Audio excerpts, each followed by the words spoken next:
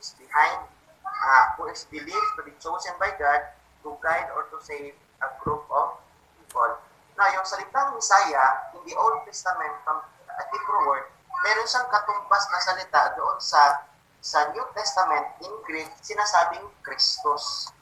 And kasi gusto nating palabasin dito na yung Messiah, yung Christ, pagdating sa New Testament, at yung Jesus na ipinangaral ng mga apostoles, yung Jesus of Nazareth, is the Messiah that was prophesied in the Old Testament, that Christ during the New Testament, and then to be proven na siya talaga yung King of the Jews. Okay? Nasundan niyo po yung discussion natin. Yung Christ, yung salitang Christ, ang English word, in the Greek word, meron siyang salitang Christos, which also means anointed one or the chosen one. So kung mapapansin natin, parehas lang siya ng kahulugan sa salitang Messiah. Now, so pag-uusapan natin yung pangalan. So dadako tayo doon, we will now come to the discussion about the name Jesus from the Hebrew word Yeshua or Yehoshua, meaning Yahweh saves or Yahweh is.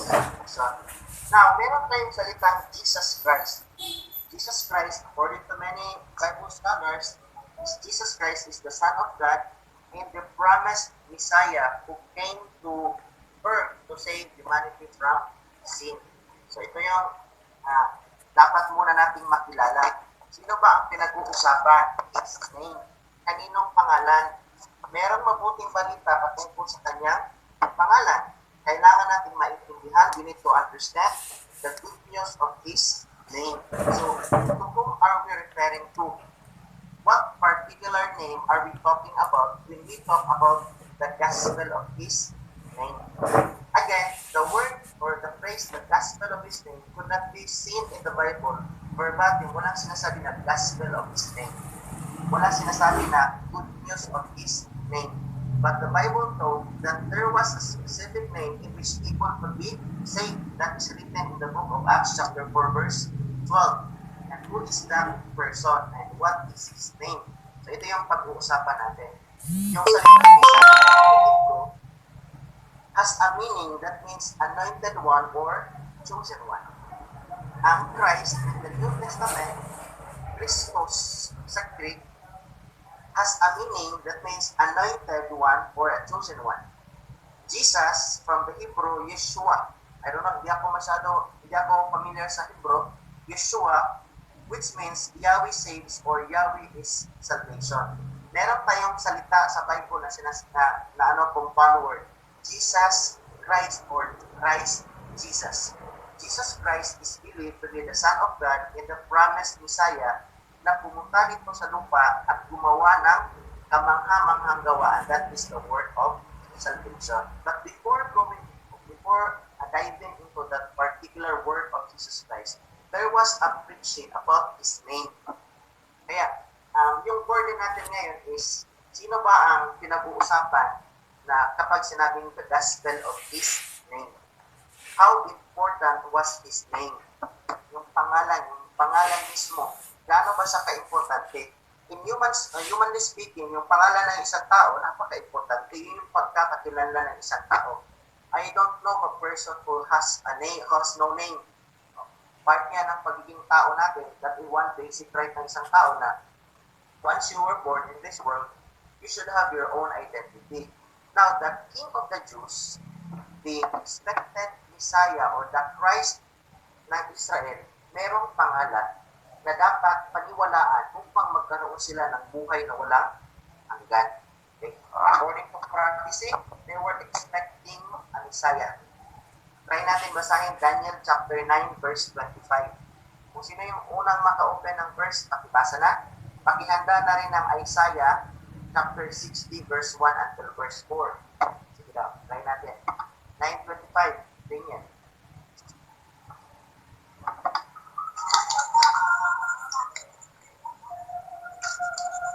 Know therefore and understand that from the going forth of the commandment to restore and to build Jerusalem unto the Messiah the Prince shall be 7 weeks and Merong mention dyan tungkol sa Messiah. Diba? So, ang point natin dyan is even in the Old Testament, it's been prophesied that there will be a coming of the Messiah. Verse 26, basa.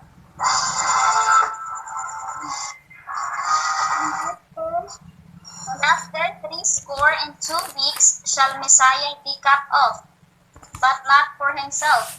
And the people of the prince that shall come shall destroy the city and the sanctuary. And the end therefore, The Messiah shall be cut off. So halata na natin na merong mamamatay. The Messiah shall be cut off. Now, so yung nag-clue, sino yung namatay? Sino yung na-cut off? So there was a prophecy that before the establishment of the everlasting righteousness, meron muna 70 years na inilatag ang Diyos o inilaan ang Diyos para sa bayan ng Israel to finish the transgression and to welcome the everlasting righteousness. Now, there was a prediction about the coming of the Messiah. There was a prediction about the Messiah being who was that Messiah? Eh, sino siya ang Messiah na yan? Basahin muna natin ang Isaiah chapter 60, verse 1 and verse 4, please. Ikaw ay bumangon, tumilang ka, sapagkat ang iyong liwanag ay dumating at ang kaluwalhatian ng Panginoon ay sumikat sa iyo. Sapagkat narito, tatakpan ng kadiliman ang lupa at ng salimuot na dilim ang mga bayan. Ngunit ang Panginoon ay sisikat sa iyo at ang kanyang kaluwalhatian ay makikita sa iyo. At ang mga bansa ay paruroon sa iyong liwanag at ang mga hari sa ningning ng iyong sikat.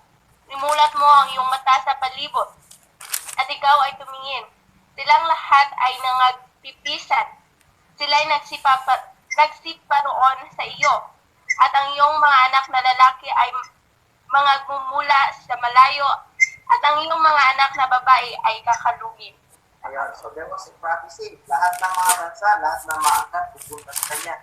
Verse 12, for the nation and kingdom that will not serve thee shall perish, yea, those nations will be utterly wasted. Now, there was a prophecy concerning that person in which all the people, all the nations will be gathered together, papunta sa kanya. The darkness shall cover the earth and gross darkness the people. But the Lord shall arise upon thee, and his glory shall be seen upon thee. Now, Ezekiel chapter 36, verse 20 po tayo. 36:20, Ezekiel.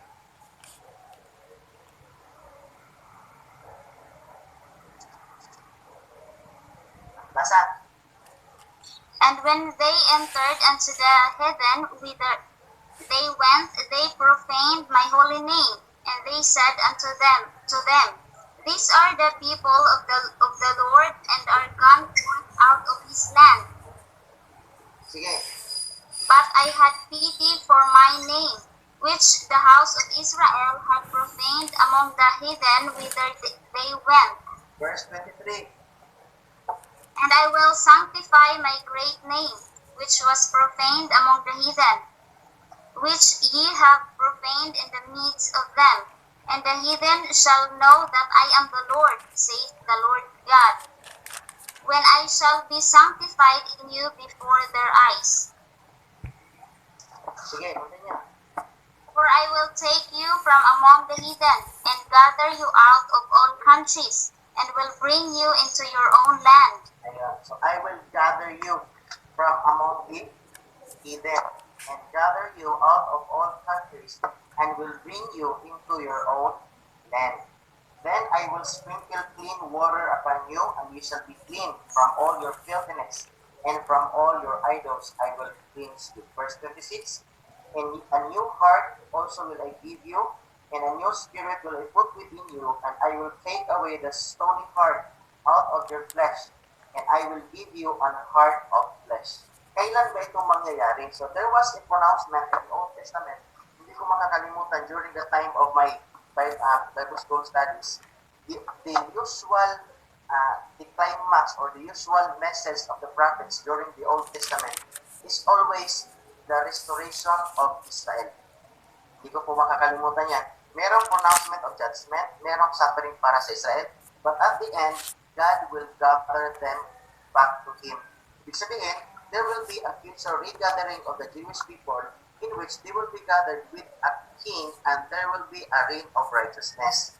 Now, in the Old Testament, it has been prophesied, according to prophecy, that God will gather His people from among the heathen. Now, merong mention na merong gagamitin ang Diyos para mamuno sa kanyang nasasakupan o sa kanyang bayan.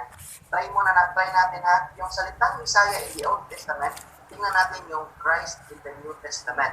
John chapter 1 verse 41 and then John chapter 4 verse 25. Try natin basahin. John 1:41 and then John chapter 4 verse 25. Dibasa?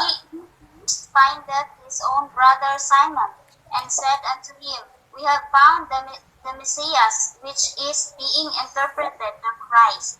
Ayun.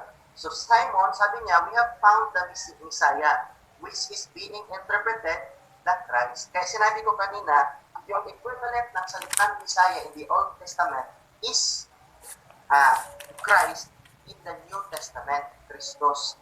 Kasi yung sinasabi dyan sa John chapter 1 verse 41, we have found the Messiah in which it is being interpreted the Christ. Chapter 4 verse 25, John.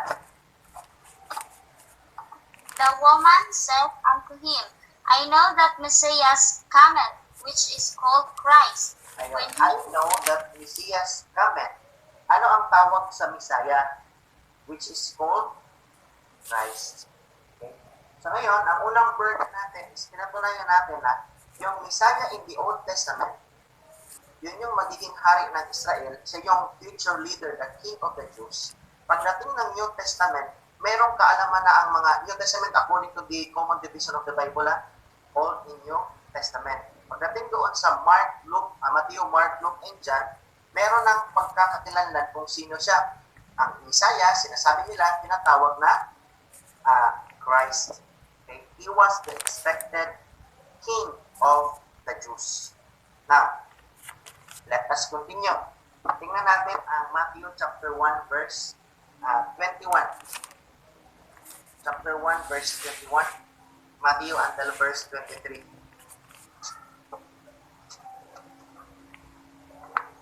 And she shall bring forth a son, and thou shalt call his name Jesus, for he shall save his people from their sins.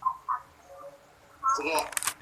Now all this was done, and it might be fulfilled which was spoken of the Lord by the prophet, saying, Behold, a virgin shall be with child, and shall bring forth a son, and they shall call his name Emmanuel, which being interpreted is God with us. Ayun. So, which being interpreted, God with us. Sino ba yung propeta na nagsabi na merong isang babaeng birhin na manganganak? Diba? Si Isaiah. So, nasabi na doon, according to prophecy, and it has been, it was fulfilled during the time of Jesus when he came out from his mother's womb na si Maria, isang birhin. Balikan natin ang verse 21, and she shall bring forth a son, and thou shalt call his name Jesus, for he shall save his people from their sins. Diba? Verse 23, behold, verse 22, now all of this was done, that it might be fulfilled, which was spoken of the Lord by the prophet. Merong propetang nagsabi, sabi ng Panginoon, verse 23, behold, a virgin shall be with child, and shall bring forth a son, and they shall call his name Emmanuel, which being interpreted is God with us. So ano ang tawag ni Maria sa kanyang anak? Ang magiging katawagan sa kanyang anak na lalaki ay Jesus, for he shall save his people from their sins. Okay? So ngayon, ang Messiah, ang Christ, ang Jesus, kung pag-uusapan natin ang Gospels, ang four Gospels, sinatawag na sa Synoptic Gospel ng karamihan sa mga theologians, Matthew, Mark, Luke, and John. Okay? Merong sinasabi patungkol kay Jesus na siya ang Messiah. Okay? Merong sinasabi na siya ang Mesiyas, siya ang Kristo, siya ang hari ng Israel, siya yung katuparan ng sinasabi ng mga propeta noong unang panahon. Ngayon, the question is, who the Messiah or the Christ is? Sino ba talaga? Si Kristo ba? Kaya ba natin patunayan na si Jesus ay ang Mesiyas? Basahin natin ang Matthew chapter 16, verse 13 until verse 17. Matthew chapter 16, verse 13 until verse 17.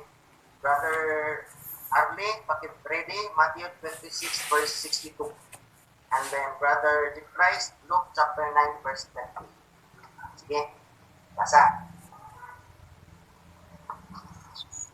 When Jesus came into the coast of Caesarea Philippi, he asked his disciples, saying, Whom do men say that I, the Son of Man, am?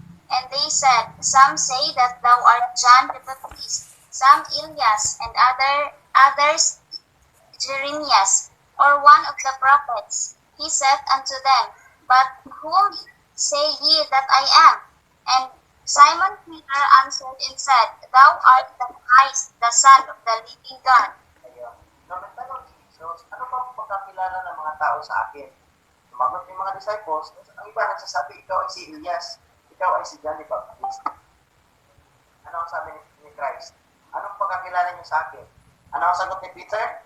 Thou art the Christ, the Son of the living God. So, ang pagkakilala ng mga apostol kay Jesus, siya yung Kristo na anak ng buhay na Diyos. The Son of God or the Son of the living God. Okay? Dagdagan natin ha. Matthew chapter 26, verse 62 until 64. Then, pakiprepare ng Mark 8:29. Okay. 26. The high priest looked up and said to him, Do you not answer? What is it that these men are testifying against you? But Jesus kept silent. And the high priest said to him, I adjure you by the living God, that you tell us whether you are the Christ, the Son of God. Jesus said to him, You have said it yourself. Nevertheless, I tell you, hereafter you will see the Son of Man sitting at the right hand of power and coming on the clouds of heaven. Ayun. So, verse 63, tanong ng high priest, okay, I adjure thee by the living God that thou tell us whether thou be the Christ, the Son of God. Sabi ni Jesus, verse 64, Jesus said unto him, Thou hast said. And pinatunayan ni Jesus na siya yung Kristo, the Son of the living God, or the Son of God. 8:29 in the book of Mark. Makiprepare ang Luke chapter 9, verse 20. Sige. And he said unto them, But whom say ye that I am? And Peter answered and said unto him, Thou art the Christ.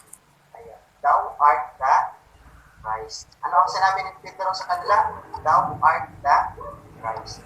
So ito yung magiging conclusion natin mamaya. Yung pangangaral ng Panginoon Jesus during His earthly ministry, pinatunayan niya na siya yung Kristo, siya yung Messiah. Okay? Lalong-lalo na sa mga Israelites. Dagdagan natin, Luke chapter 9, verse 20. And said unto them, But whom say ye that I am? Peter answering said, The Christ of God. Ayun. Ano ang sabi ni Peter? The Christ of God. Sino ang nagtanong? Di ba si Jesus? Sino ang sumagot? Si Peter. Ano ang sinabi ni Peter? The Christ of God. Okay? Next, dagdagan natin. Luke chapter 22, verse 67 until 70. Basahin natin. Luke chapter 22, verse 67 until 70. Then, pakiprepare na rin. John chapter 1, verse 41. John chapter 1, verse 41. And then, John chapter 4, verse 29. So, explore muna natin itong mga verses and then magkakaroon tayo mamaya ng conclusion. Para kanino ba ang gospel of His name? Kaninong pangalan? Kanino para patunayan yan? Sino ang dapat tumanggap? Bakit kailangan tanggapin? Is it applicable during this present dispensation of grace? Okay, nakibasa? Art thou the Christ? Tell us. And he said unto them, If I tell you, you will not believe. And if I also ask you, you will not answer me, nor let me go. Sige. Hereafter shall the Son of Man sit on the right hand of the power of God. Ayun. po yan, no? Verse 67. Art thou the Christ? Tell us. I said unto them, if they tell you, you will not believe. And if I also ask you, you will not answer me, nor let me go. Okay. Sabi ni Christ, hereafter shall the Son of Man sit on the right hand of the power of God. Then said they all, art thou then the Son of God? And he said unto them, ye say that I am. So ipinatunayan ni Christ una, he was the Christ. Second, he was the Son of God. Verse 17, and he said unto them, ye say that I am. And they said, what need we any further witness? For we ourselves have heard of his own mouth. Galing mismo sa salita ng Panginoong Isus na siya ay yung Kristo at siya yung anak ng Diyos. Okay, next, John chapter 1, verse 41. Kinaumagahan, hinanap kaagad ni Andres ang kapatid niyang si Simon at sinabi sa kanya, natagpuan na namin ang Mesiyas. Ang ibig sabihin ng Mesiyas ay Kristo. Ayun, natagpuan na namin ang Mesiyas. Ang ibig sabihin ng Mesiyas ay Kristo. Sino ang kanilang natagpuan? Ang Mesiyas. Ano ang ibig sabihin ng Mesiyas? Ang Kristo. Ano ang pangalan ng kilala? Anong pangalan ang kilala nila? O anong pangalan ang, ano ba? What is the specific name of the Messiah? Na alam ng mga apostol ng kanyang kapanahunan o kasama nila. Okay? Sabi nila, we have found the Messiah which is being interpreted by Christ. Okay? Diretso muna tayo, 4:29 in the book of John. And then John chapter 7 verse 41. Paki-prepare na lang din po. Come, see a man which told me all these things that ever I did. Is not this the Christ? Sige. Then they went out of the city and came unto him. And the meanwhile his disciples prayed him, saying, Master, eat. But he said unto them, I have meat to eat that ye know not of. Ayun. Therefore, Okay. Diyan muna tayo sa verse 29. Come, see a man which told me all things that ever I did. Is not this the Christ? So yung alam ng mga tao nung kanyang kapanahonan ng Panginoong Isus, meron na silang expectation about the coming of the Messiah or the coming of Christ. Kaya merong agam-agam yung iba, is not this the Christ, or gusto lang maging certain, ito ba yung Kristo? Verse 42 tayo, jump to verse 42. Same chapter 4, verse 42.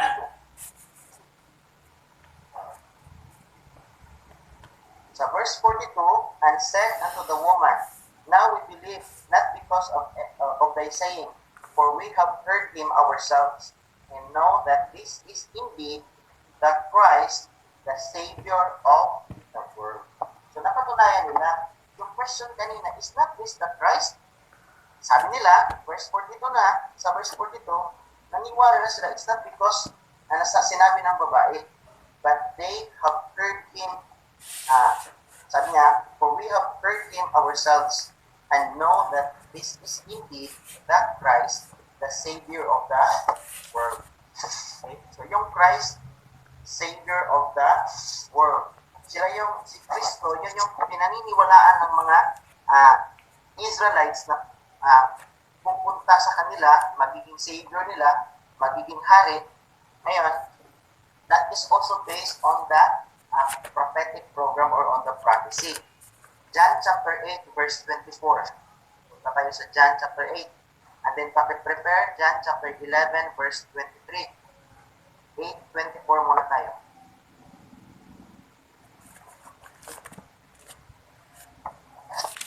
John.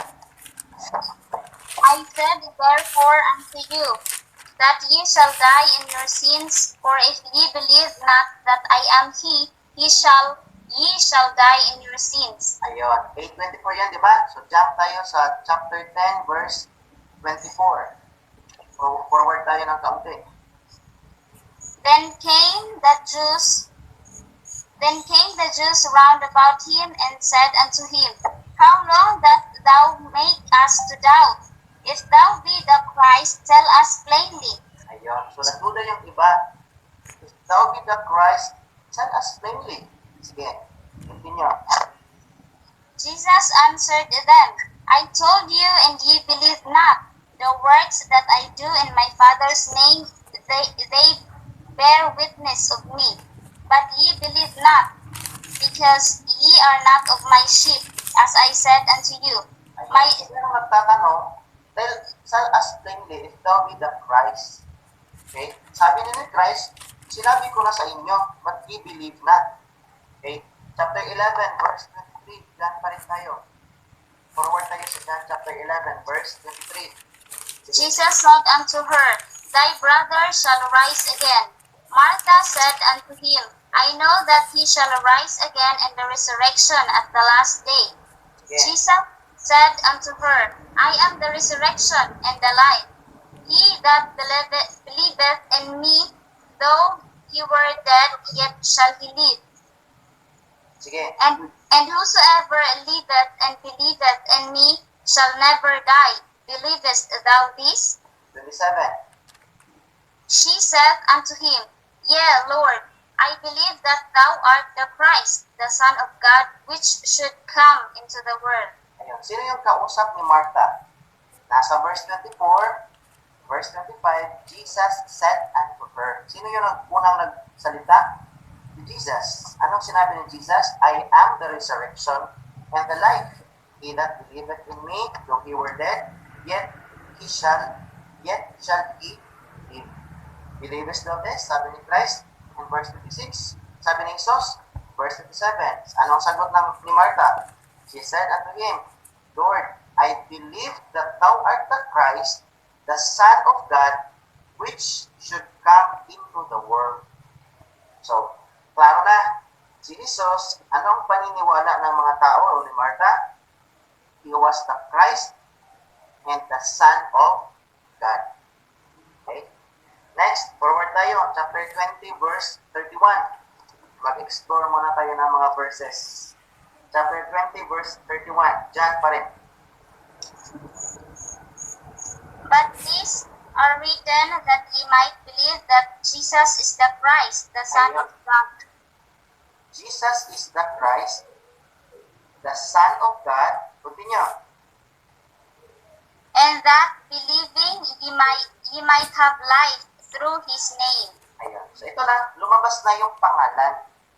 Verse 31, but these are written that ye might believe that Jesus is the Christ, the Son of God, and that believing ye might have life through his name. Okay? So magkakaroon kayo ng buhay sa pamamagitan ng kanyang pangalan. Sino yon? Jesus is the Christ, the Son of God. Okay? And in believing, you will have life through His name. So ano yung pangalan? Yung pangalan ng Jesus. Sino si Jesus? The Christ. Sa Old Testament, sila yung Messiah na prophesied in the Old Testament. In-expect ng mga taong pupunta sa sanlibutan, yung Kristo nila is the Son of God. Ano ang pagpapakilala ni Jesus sa kanyang sarili? He is Jesus, the Christ, and the Son of God. And that believing, ye might have life through His name. Now, punta tayo sa 1 John chapter 2, verse 22, and then 1 John chapter 5, verse 1. Down. 1 John chapter 2, verse 22. Pakibasa. Who is a liar but he that denieth that Jesus is the Christ? He is Antichrist, that denieth the Father and the Son. Who is a liar but he that denieth that Jesus is the Christ? Diba? Kapag nag-deny ka na si Jesus is the Christ, you are an Antichrist. Chapter 5, verse 1. Whosoever believeth that Jesus is the Christ is born of God, and every one that loveth him loveth him also that is begotten of him. Ayan. So meron na tayong clue sa lahat ng mga binasa nating mga verses kanina, meron ng mention patungkol sa Messiah, patungkol sa Christ, and then it was being made clear in John chapter 11, verse 23, 27, John chapter 20, verse 31, yung pangalan ng Kristo ay Jesus, the Son of God, and in believing His name, they will have life. Dito tayo sa specific na tanong or topic na the name Jesus as being preached by the 12 apostles. Yung 12 apostol, nasa notes natin yan, so guide natin ang note. Nilagay ko dito sa pangkulik. The name Jesus was preached by the 12 apostles. Isahan natin mga verses, explore muna tayo. Acts chapter 2, verse 38. Basahin natin, Acts chapter 3, verse 6. Acts chapter 4, verse 10. In Acts chapter 4, verse 8. Acts muna lahat tayo. 2:38, pakibasa. Then Peter said unto them, Repent and be baptized every one of you in the name of Jesus Christ for the remission of sins, and ye shall receive the gift of the Kasi Holy natin, Ghost. sino yung si Christ? Si Jesus. According to the many verses that we have read. Okay? Si Jesus. Sa pamamagitan ni Jesus, magkakaroon sila ng remission of sins. Pakiulit o basa, 2:38, Acts chapter 2. Then Peter said unto them, Repent and be baptized every one of you in the name of Jesus Christ for the remission of sins. The name of Jesus Christ for the remission of sins. Repent and be baptized every one of you in the name of Jesus Christ for the remission of sins. Ano ang ginamit na pangalan? In the name of Jesus Christ. Okay. Yung name of Jesus, in the name of Jesus, ano yun? Doon nag-uumpisa yung authority ng mga apostol. Ginamit nila ang pangalang Jesus in the name of Jesus. Si Peter, yung 12 apostol, they preached that name, the name Jesus. Kasi sa pamamagitan ng pangalan na yan, yung taong naniniwala o sumampalataya ay magkakaroon siya ng buhay. Okay, chapter 3, verse 6. Acts chapter 3, verse 6. Then Peter said, Silver and gold have I none, but such as I have give I thee. In the name of Jesus Christ of Nazareth, rise up and walk. Ayun. So merong power doon sa pangalan. In the name of Jesus Christ of Nazareth. Jesus means Savior or Yeshua yung sa sa Hebrew. Yung Yeshua, Jesus, that means Yahweh saves or Yahweh is salvation. In the name of Jesus Christ, the anointed or the chosen one, Christ of Jesus Christ of Nazareth, rise up and walk. Anong nangyari? Continue. Verse 7. And he took him by the right hand and lifted him up, and immediately his feet and ankle bones received strength. Ayun. So there is power. Kaya yung iba, yung mga, lalong-lalo na yung mga naniniwala nitong preaching na ito, halos sa kanilang mga kanta, they receive power, healing sa kanilang mga karamdaman sa pamamagitan ng pangalan ni Jesus in the name of Jesus. Yung iba, gumagawa pa sila ng mga healing, laying on of the hands, ginagamit in the name of Jesus.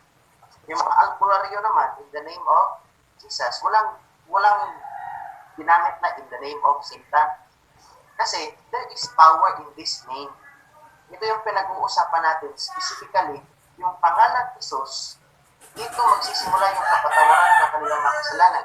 Merong authority ang mga apostol na gumawa ng mga signs and wonders in the name of Jesus. Whatever they ask in the name of Jesus, it will be given by the Lord. Kaya merong power sa pangalang Jesus. Verse 10, chapter 4. Acts pa rin tayo. Chapter 4, verse 10.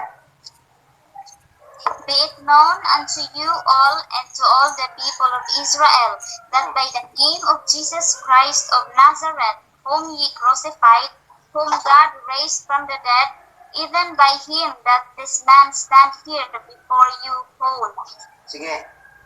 This is the stone which was set at naught of you builders, which is become the head of the corner.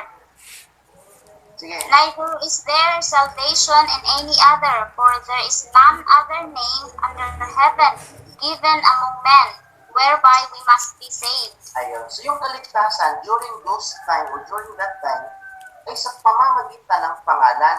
Kaninong pangalan yan? Nandyan sa verse 10. Be it known unto you all and to all the people of Israel that by the name of Jesus Christ of Nazareth. Okay? Wala nang ibang pangalan whereby in men or men will be saved. Verse 12, neither is there salvation in any other, for there is none other name under heaven given among men whereby we must be saved. Okay, chapter 4, verse 8-10. Doon tayo sa verse 8-10. And they called them and commanded them not to speak at all nor teach in the name of Jesus. But Peter and John answered and said unto them, whether it be right in the sight of God to hearken unto you more than unto God, judge ye. Verse 20, for we cannot speak the things which we have, for we cannot but speak the things which we have seen and heard. Okay, so yun yan, yung pangalang Jesus. Verse 40, chapter 5 tayo. Gawa pa rin. Chapter 5, verse 40. Acts chapter 5, verse 40. And to him they agreed, and when they had called the apostles and beaten them, they commanded that they should not speak in the name of Jesus, and let them go. And they departed from the presence of the council, rejoicing that they were counted worthy to suffer shame for his name. Ayun. So, they were counted worthy to suffer shame for his name. Pinagbawalan ng mga apostol, hindi na sila mag-preach. They should not speak in the name of Jesus. And they let them go. But they were counted worthy to suffer shame for his name. So sa panahon ito, during the earthly ministry of the apostles or of Jesus Christ, the apostles, ang pinapangaral nila ay yung pangalang Jesus.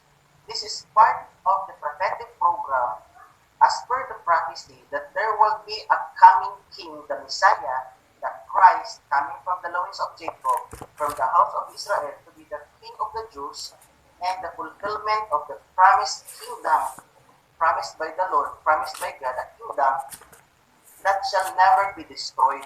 And the king of the kingdom is the Son of God. And the name of the Son of God when he was here on earth was Jesus. He was the Christ, the Son of God, the Messiah. And he was preached by the apostles. He was preached by John the Baptist. And Jesus Christ himself was preaching to the people that they should believe. Unless if they will not believe, they will not have life. Through his name, in the name of Jesus. Ngayon, dito tayo sa turning point. Pagdating kay Apostol Pablo, nung si Saul ay, when he was converted, doon sa siyudad ng Damascus, doon na siya, chapter 9, verse 27. Ano ang pinangaral ng Apostol na si Pablo? Chapter 9, verse 27, still in the book of Acts. But Barnabas took him and brought him to the apostles, and declared unto them how he had seen the Lord in the way, and that he had spoken to him, and how he had preached boldly and at Damascus in the name of Jesus. Ayun, si Pablo yan, si Saulo yan, how he preached boldly at Damascus in the name of Jesus. So in Acts chapter 9, this was the time, record sa Acts chapter 9, ito yung conversion ng apostol ng mga hintil na si Pablo. Yung old name niya ay Saulo. Okay? But when he entered in Damascus, he boldly preached at Damascus in the name of Jesus. And he was with them coming in and going out at Jerusalem. Okay? And speak boldly in the name of the Lord Jesus, and disputed against the Christians but they went about to slay him. Okay, that's in Acts chapter 9, verse 27. Acts chapter 16, verse 8 and 5. Chapter 18, Acts.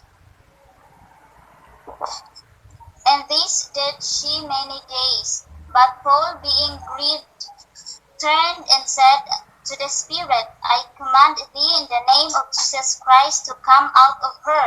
And he came out the same hour.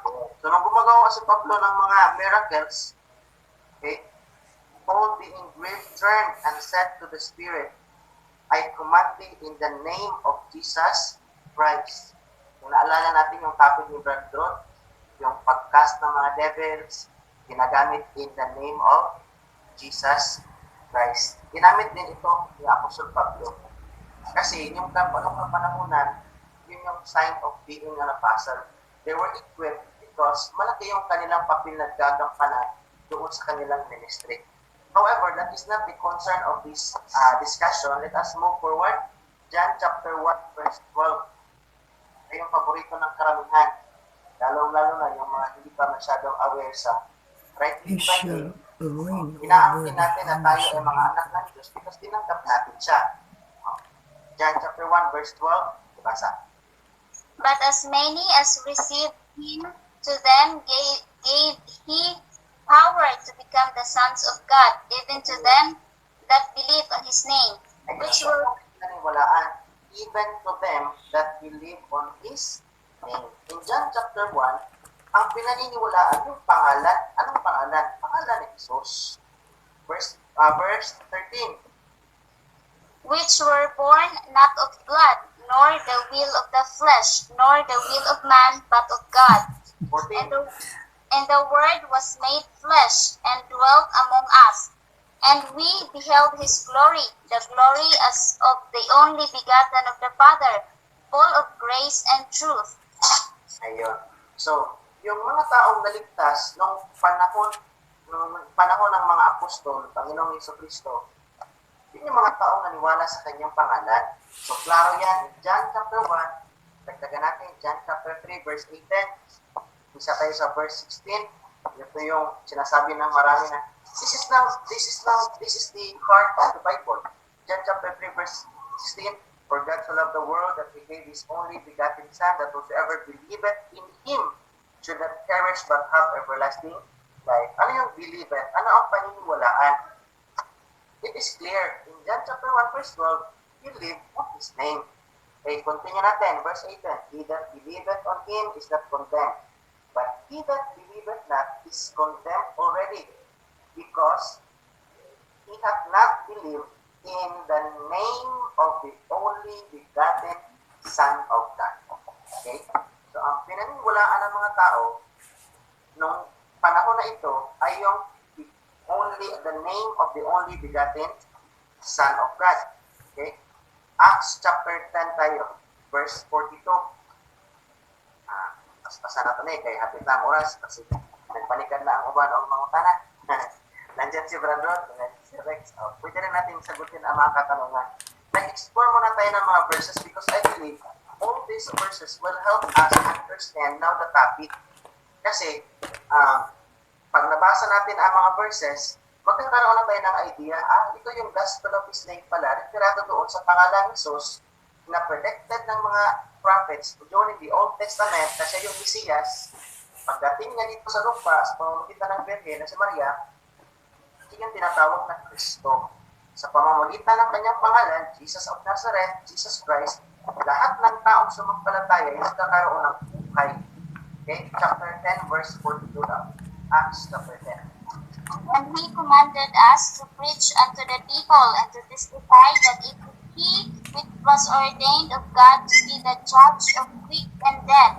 To him give all the prophets witness that through his name whosoever believeth in him shall receive remission of sins. Ayun. To give all the prophets witness.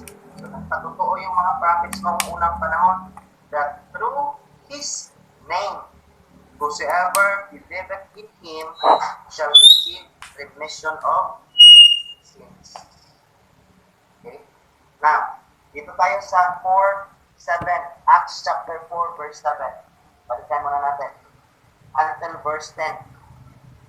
Acts chapter 4. And when they had set them in the midst, they asked, But what power or by what name have ye done this? Then Peter, with the Holy Ghost, said unto them, Ye rulers of the people and elders of Israel, if we this day be examined of the good deed done to the impotent man, by what means is he made whole? Be it known unto you all and to all the people of Israel that by the name of Jesus Christ of Nazareth, whom ye crucified, whom God raised from the dead, even by him that his name stand, that this man stand here before you whole. Ayun. So, kaninong pangalan? Jesus of Nazareth. By what name have you done this? Jesus of Nazareth. Okay? Now, ito yung una, yung significance ng pangalang Jesus. Okay? Next is, what is the message? Yung sa pangalang Jesus, magkakaroon ka ng buhay na walang hanggan, magkakaroon ka ng hope for resurrection if you believe on the name. Okay? The message is, Jesus as the Christ or as the Messiah is the Son of God. Okay?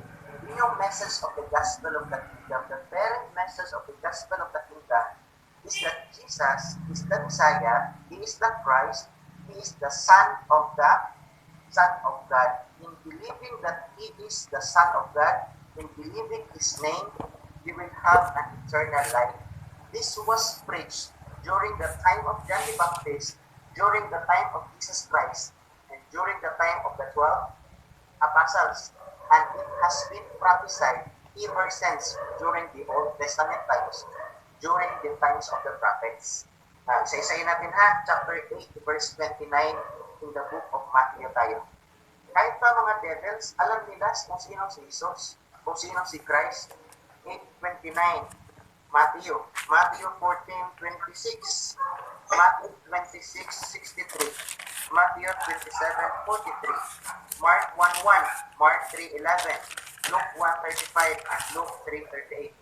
Balikan muna natin yung Matthew 8:29-30. And behold, they cry out, saying, What have we to do with thee, Jesus, Jesus, thou Son of God?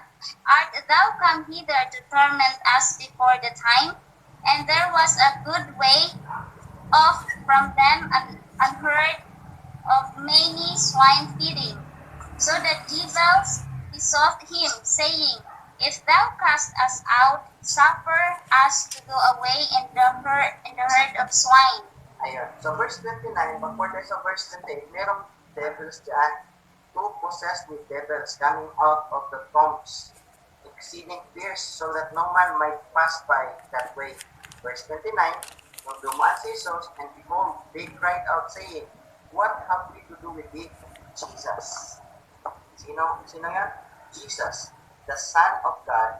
Art thou come hither to torment us before the time? So alam ng mga devils kung sino si Jesus. Jesus is the Son of God. Ito yung message ng kingdom gospel. Sabi ni John, repent and be baptized. Sabi ni Peter, repent and be baptized for the remission of sins. Sabi ni John, the kingdom of heaven is at hand. What is the message? The message is that Jesus is the Son of God. By believing on His name, you will have everlasting life. 14:26. And when the disciples saw him walking on the sea, they were troubled, saying, It is a spirit, and they cried out for fear. Ayan. So ang nakita nila, sabi nila, Espiritu. Verse 33. Basa. Then they that were in the ship came and worshipped him, saying, Of a truth thou art the Son of God. Ayun. So hindi Espiritu ang nakita nila. Okay? Si Jesus. Verse 33, ang sinabi nila, Of a truth thou art the Son of God. 26:63 tayo sa Matthew. Malapit na tayo matapos. 9:20, 10 minutes na lang. Pagka 9:30, accept tayo ng mga katanungan. Nandiyan na si Brad Rod, nakaredy na si Brad Rod. Okay? Sige, pakibasa. But Jesus held his peace, and the high priest answered and said unto him, I adjure thee by the living God, and thou tell us whether thou be the Christ, the Son of God. Ayun. Ano ang pagkakilala ng buwan ng priest? Tell us whether thou be the Christ, the Son of God. Continue. Jesus said unto him, Thou hast said, Nevertheless I say unto you, Hereafter shall ye see the Son of Man sitting on the right hand of God and coming in the clouds of heaven. Ayun. So, tanong niya ng high priest. Okay? Sabi niya, I adjure thee by the living God, thou tell us whether thou be the Christ, the Son of God. 27:43 tayo, Matthew. 27:43, he trusted in God, let him deliver him now. If he will have him, for he said, I am the Son of God. It was during the time of the crucifixion. Then isang kasama doon ni Jesus ay parang ano siya, binuli. He trusted in God, let him deliver him now. If he will have him, for he said, I am the Son of God. Ano ang sabi kasi ni Jesus? I am the Son of God. Okay, Mark 1:1. In the beginning of the gospel of Jesus Christ, the Son of God. Okay. So, merong gospel of Jesus. Ito yung topic natin, the gospel of His name, the gospel of Jesus Christ. Who is Jesus Christ? The Son of God. Ano ang pagkakilala ng mga Israelita sa Kanya according to prophecy? He is the Messiah. Unfortunately, hindi siya tinanggap during the time na pumunta na siya rito sa sanlibutan, and he introduced himself as the king, equivalent with God, or equal with God, because matigas ang ulo ng mga Israelita. Marami ng beses na pinatunayan niya that he was the Son of God, he is the Christ, he is the Messiah, he is the King of the Jews, and even his 12 apostles helped him in preaching about the gospel, that through the name of Jesus, ang lahat ng sumampalataya ay magkaroon na buhay. Pero hindi siya tinanggap. But during this time, the message is clear. The message of the kingdom is clear. The message is that Jesus is the Son of God, He is the Christ, He is the Messiah, and by believing in His name, man will be saved. There is no other name given under the heaven during that time, only through the name of Jesus.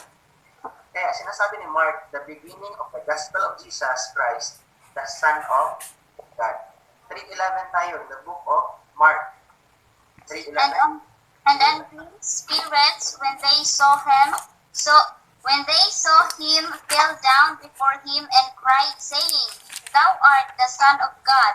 Ayun. Unclean spirits, ang nagsabi niya, hindi tao. Ano ang sabi ng unclean spirits? Thou art the Son of God. Mabuti pa yung mga masamang espiritu, yung mga, kilala kung sino si Jesus. But his people did not receive him. Kaya sinasabi ni John, he came into his own, but his own received him not. But these spirits, evil spirits and unclean spirits, they know who is Jesus. He is the Christ, and he is the Son of God. Luke 1:35. And the angel answered and said unto her, The Holy Ghost shall come upon thee, and the power of the highest shall overshadow thee. Therefore also that holy thing which shall be born of thee shall be called the Son of God. Ayun. Ano ang tawag sa ipapanganak ni Maria? The Son of God. Kaya malino ang message. Ang message is that Jesus is the Son of God. Pumunta rito sa lupa, ipinanganak ni Maria, pero siya yung anak ng Diyos. Hebrews chapter 10, verse 4 at verse 5, pumunta siya sa libutan, ipinaghanda siya ng Panginoon ng katawan. Ngayon, sabi ng angel doon kay Maria, He is the Son of God. 3:38 tayo, Luke pa rin. 3:38. which was the son of Enos, which was the son of Seth, which was the son of Adam, which was the son of God. Kaya ito yung kanyang genealogy. Papalit doon, which was the son of God. Okay? The message about the gospel of his name, Jesus is the Son of God. He is the Messiah. He is the Christ. Itagdagan pa natin. O 9:25, 5 minutes na lang. Sige, huwag na lang natin basahin yung iba. Kasi masyado na mahaba. Dito na lang tayo sa Acts chapter 8, verse 37. 8:37 in the book of Acts. Ito yung scenario during the time of Philip. Sige daw.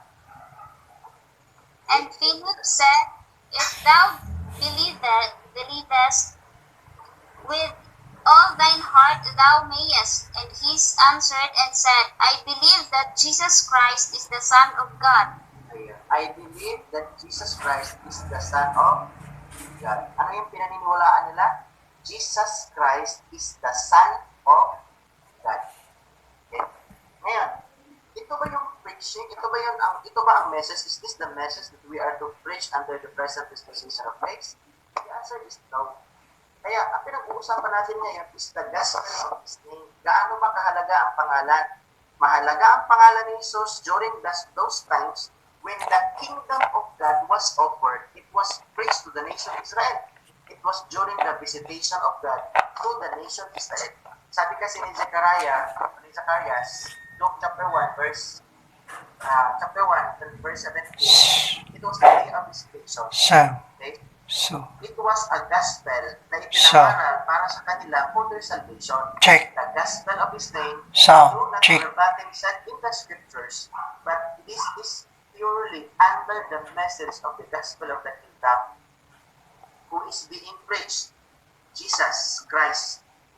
What is the preaching about Jesus Christ? He is the Messiah, He is the Christ, He is the Son of God, and that by believing in His name, all those who believe will become sons of God, and they will be baptized with water, and they will have eternal life. Those are the teachings of the 12 apostles. Those were the teachings of Christ. Walang mention doon about His death, burial, and resurrection. Ito yung comparison natin. In the preaching about the gospel of the kingdom, they were preaching about Christ as the Messiah, as the King of the Jews, as the deliverer, as the prophesied King. Ngayon, hindi siya applicable during the dispensation of grace. Bakit? Ito yung magiging danger. If we continue preaching that Jesus Christ is the Messiah, Jesus Christ is the Son of God, and by believing in His name, we will have eternal life. Kasi ang pangyayari dito, He was being introduced to the nation of Israel as to who He is for the nation of Israel according to prophecy. Yung pangalan niya, ano yan? How should the Israelites take it? How should the Israelites people take it as they believe that Christ is their King? Ngayon, in comparison to the preaching of the gospel under the present dispensation of grace, because the kingdom program or the preaching of the gospel of the kingdom has been postponed when the Apostle Paul was converted and he introduced another dispensation, which is the dispensation of the grace of God. The record of this conversion was recorded in Acts chapter 9. Paul is now the present apostle of the Gentiles during the dispensation of grace. How will it affect yung gospel of His name dito sa gospel during the dispensation of grace? Ang mangyayari, ganito, the gospel of the kingdom, okay, this is not just, this is, during the present dispensation, we are not just introducing Christ as who He is as a person, but we are introducing His work, His redemptive work on the cross of Calvary. Kasi during the time of the apostles, they were introducing Christ kung sino ba siya para sa mga Israelita. Siya yung hari, siya yung Kristo, siya yung Mesiyas. But during the dispensation of grace, That is not the preaching. We are preaching about His work, His redemptive work. Ang kaligtasan, wala na doon sa pangalan, nandoon sa gospel na ipinapangaral ni Apostol Pablo. Ang gospel na yan ay hindi tinatawag na gospel of the kingdom. Ang gospel na yan ay gospel of the grace of God, and that is the power of God unto salvation to everyone that believeth. May nagtatanong, paano ba malalaman na isang tao na siya iligtas? Malalaman mo na ligtas ka kung sumampalataya ka doon sa gospel na ipinangaral ng apostol na si Pablo under the dispensation of grace. What is that gospel? Tinatawag na gospel of the grace of God. Pwede rin tawagin na gospel of Christ. Pwede rin tawagin na gospel of God during the dispensation of grace. Romans chapter 1 verse 16, sabi ni Pablo, "For I am not ashamed of the gospel of Christ, for it is the power of God unto salvation." During the mystery gospel of Christ, Christ is not just introduced as who He is. And in fact, we are not introducing who Jesus Christ is according to the prophecy. We are introducing Christ as to what He has done for the salvation of the world or for the salvation of humanity. 1 Timothy chapter 1 verse 15, sabi ni Paul, Christ Jesus came into the world to save sinners. So doon tayo nakafocus sa kanyang trabaho, hindi kung sino siya para sa mga Israelites. Next, the mystery gospel of Christ includes the glory of His work, His cross, His blood, His death, and His resurrection. His cross, His blood, His death, and His resurrection was not preached during the time of the 12 apostles. Hindi yan ang gospel na yan. Ang content ng gospel of the kingdom is about the name of Jesus. Nandoon ang kaligtasan. But under grace, wala doon ang kaligtasan. Nandoon sa kanyang ginawa sa cross. Na kung isang tao ay sumampalataya ng buong puso, maliligtas ka. Yung eternal life is a gift from God. 6:23 in the book of Romans, patatanggap ng isang tao sa pamamagitan ng kanyang pananampalataya. Under the mystery gospel of Christ, under our present dispensation, this gospel is now the power unto salvation. Kaya magkaiba, kaya dito pumapasok yung rightly divided. Pero kanina, in-explain ko muna, what is this gospel? Kanino ba ito? Para kanino? Sino ba ang pinag-uusapan? Kaninong pangalan? Sino ang nagbigay? Meron bang authority ang mga apostles na mag-preach ng gospel of His name? Meron ba silang power na gumawa ng mga miraculous powers sa pamamagitan ng pangalan? And we have read from the scriptures that we have just read, maraming mga tao, maraming nagawa ang mga apostles because of the name of Jesus. But if we apply it in our present dispensation of grace, even ngayon, natapos na may sulat ang mga sulat ni Apostol Pablo, magkakaroon tayo ng problema. So that is the reason that we have to rightly divide the scriptures. Conclusion number 1. Preaching the gospel of His name hides the gospel of grace, or it makes us Israelites. Diba? Kung halimbawa ang pinipreach natin ngayon is the gospel of His name, kaya may mga tao nagsasabi na, ligtas ka na, opo, because I believe on His name. That is not the message for salvation under grace. Are you saved? Yes, because I have accepted Jesus as my personal Lord and Savior. That is not the gospel under grace. Are you saved? Yes, because I was being baptized by water. That is not the gospel during the present dispensation of grace. Those are the practices and the teachings during the preaching of the gospel of the kingdom, in which, under the present dispensation of grace, is temporarily postponed and will be continued after the rapture, after the closure of the dispensation of grace. That's why, sabi ni Paul in Galatians chapter 1, verse 7, verse 11, verse 12, hindi tayo pwedeng mag-preach ng ibang gospel. Kahit pa mababasa sa Biblia, may power yan noong unang panahon, biblical, but it's not dispensational. Wala pa rin kwenta yan. That is preaching another gospel. And in fact, marami sa mga tao ngayon, mga Bible readers, preachers, maraming influence sa mga tao na ini-influensyahan ang mga tao with that wrong gospel. Bakit sinasabi natin wrong gospel? Kasi hindi yan gospel of the grace of God under dispensation of grace. Hindi ka pwedeng mag-preach ng ibang gospel aside from the preaching na sinabi ni Apostol Pablo, gospel of grace. Jesus Christ died, He was buried, and rose on the third day. So merong gospel about Jesus Christ under grace. Ito yung sa kanyang work, yung death, burial, and resurrection. Merong preaching gospel pa rin about Jesus Christ during that time of the kingdom program, yung gospel of the kingdom program, in which ang paniniwalaan ng mga tao ay ang kanyang pangalan, the power of His name, He was the Son of God, He was the Messiah, and by believing, they will have eternal life. Those are two different programs in which one should be set aside and one should be preached under grace. And which one? The present disposition, the present teaching under grace, gospel of the grace of God.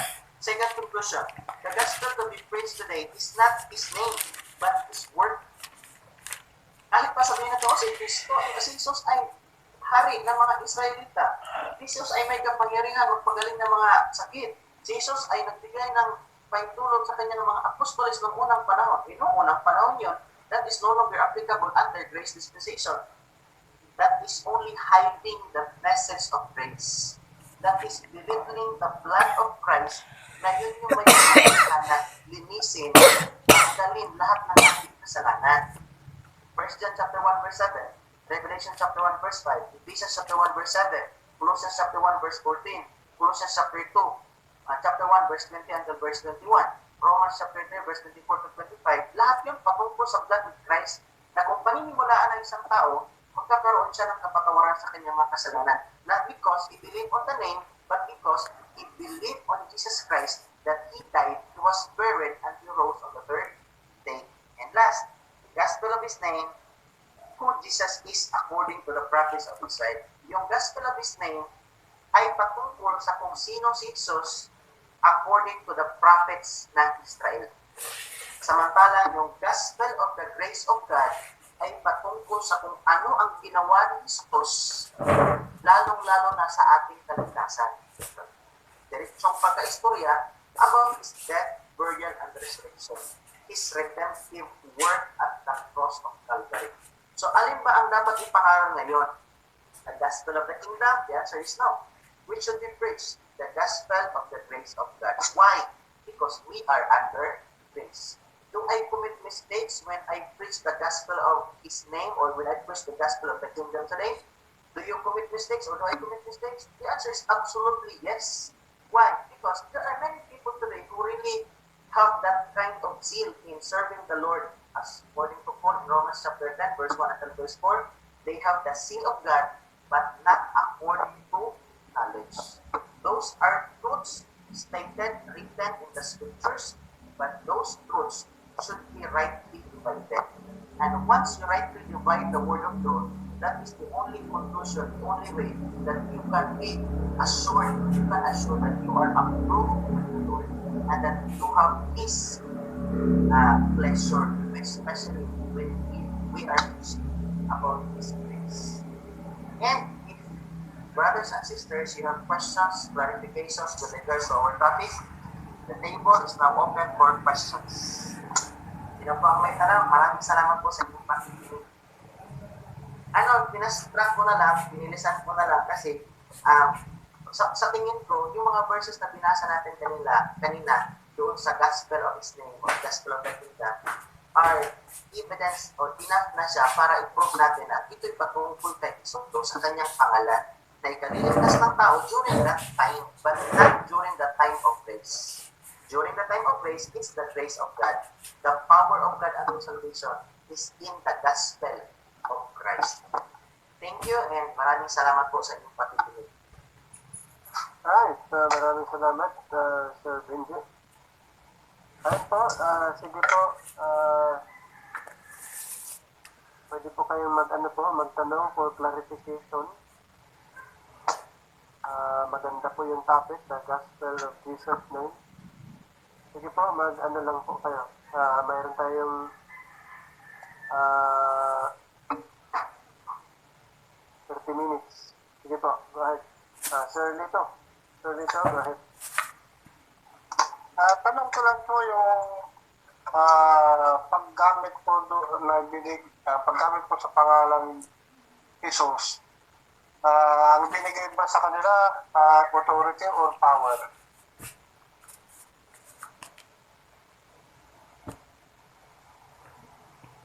Ako na, Sir Rex. Sige. Ako. Yung paggamit ng pangalang Jesus, during that time, yung preaching, gamit ang pangalang Jesus, Ang tanong, ang ibinigay ba sa kanila ay power and authority? Parehas po. Power or authority or both. Parehas po. Mayroong power at meron ding authority. Basahin natin yung Acts kanina yung binasa natin. By what power, whose name, and whose authority? Kanina anong sagot ni Peter? This man, yung cross, yung itinako nila sa cross. Balikan natin yung sa Acts. By what power are you doing all these things? By what power and by what authority or name? Ang sabi, by this man, yung itinako nila sa cross.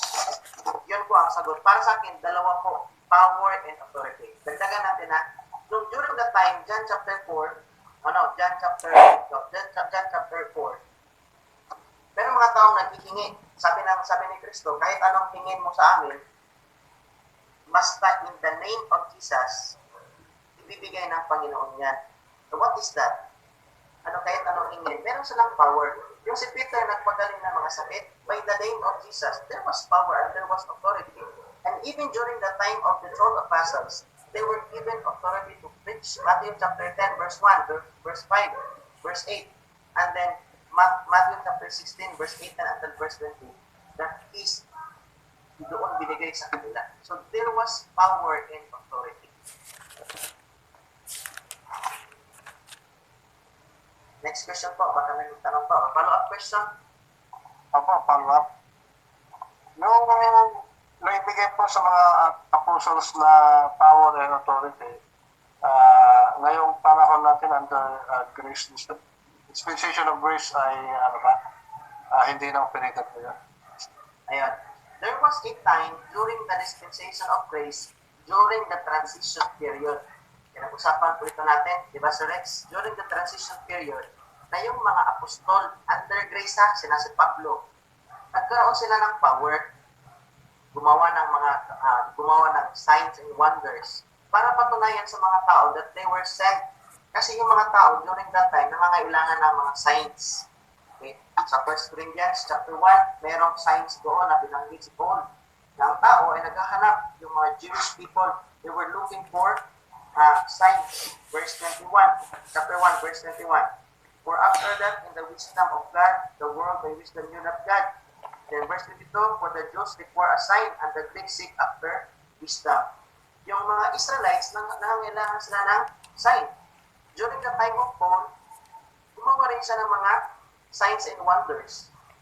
And even the Antichrist or the man of sin is doing signs and wonders sa pamamagitan ni Satanas. Ngayon, ang tanong, binigyan ba yan sa atin ngayon? During the time of Paul, meron silang kakayahan. Pero sabi ni Pablo, yung kakayahan na yan ay mawawala. Mananatili ang tatlo. Basahin natin ang chapter 13 sa 1 Corinthians. Ito lang yung record na nagsasabi si Pablo na magkakaroon ng vanishing. Okay? Chapter 13. Kasi ganito yun. Pag ipapalusot natin, halimbawa granting na meron pang kapangyarihan sa ngayon. By what authority? Whose power? Sasabihin natin sa Panginoon. Magkaiba, lahat ng mga religious organization ngayon, maraming sinasabi, galing sa Panginoon ito. Pero bakit, kung parehong power yan sa Panginoon, unang-una, bakit may mga workers na ginagamit ang salita ng Diyos para lang makapag-pera sa karamihan? Is that part of God's power? During the time of the 12 apostles, walang bayaran. During the time of Paul the Apostle, walang bayaran.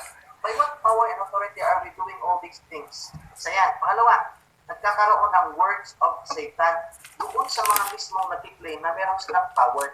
Bakit? According to the scriptures, chapter 13, verse 8, charity never faileth. 1 Corinthians, whether there be prophecies, they shall fail. Whether there be tongues, they shall cease. Whether there be knowledge, it shall vanish away. For we know in part and we prophesy in part, but when that perfect is come, then that which is in part shall be done away. Verse 13, and now abideth faith, hope, charity, these three, but the greatest of these is three. Pangalawang sagot, walang record na yung power na natanggap ng mga apostol even during the time of the apostles, ibinigay nila yung kapangyarihan na yun sa kanilang tinuruan. Pwera lang doon sa Mark chapter 16, verse 16. Ay kung halimbawa hanggang ngayon, nag-i-exist pa rin, bakit yung mga taong nabautismohan ngayon hindi na pwedeng makapagpagaling ng may sakit? Oh, maraming pastor ngayon, nagpapagaling ng mga may sakit, nagpabautismo. After baptism, hindi na nakapagpapagaling ng may sakit. Nung nagkasakit ang pastor, pupunta doon sa doktor, nagpagamot sa doktor. Basahin natin ang Mark chapter 16. Kaya ako, naniniwala ako, it was given during a specific period of time, but not continuous until our present dispensation of grace. Especially when Paul, the apostle of the Gentiles, has completed all his writings. Sinasabi natin na kumpleto na yung sulat ni Pablo, may pahayag na lahat. Ang tao ngayon, pag halimbawa, nagkasakit ka, meron pa pangangailangan pang physical, kailangan punta ka sa doktor. Doon tayo magkakaroon ng lunas. Pero kapag sabihin natin na, pupunta ako kay pastor, magpapagaling. Meron kaming kapitbahay dito, pastor, nagpapagaling ng mga bata may sakit. Pero nung siya nagkasakit, ay pumunta sa doktor. Ang laki ng gastos. Pero maraming tinulungan, maraming pinaniwala na meron pa siyang kapangyarihan. Pero siya mismo, wala, wala siyang kapangyarihan. Try natin ha, Mark chapter 16, verse 17. Sabi dito, he that believeth and is baptized shall be saved, but he that believeth not shall be damned. Verse 17, and this sign shall follow them that believe. In my name shall they cast out devils, they shall speak with new tongues, they shall take up serpents. Yun po, and if they drink any deadly thing, it shall not hurt them. They shall lay hands on the sick, and they shall recover. Ito lang, proof lang, pagdating ng pandemic, tago lahat ng pastor eh. Si pastor